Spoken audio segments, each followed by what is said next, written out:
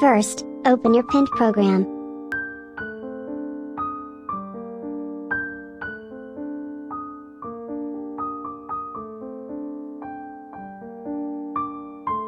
Second, go to the website or software you desire.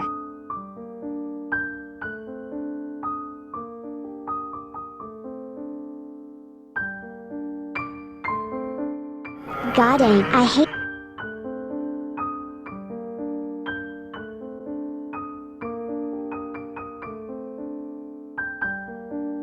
After that, click on the Set button in the pinned program.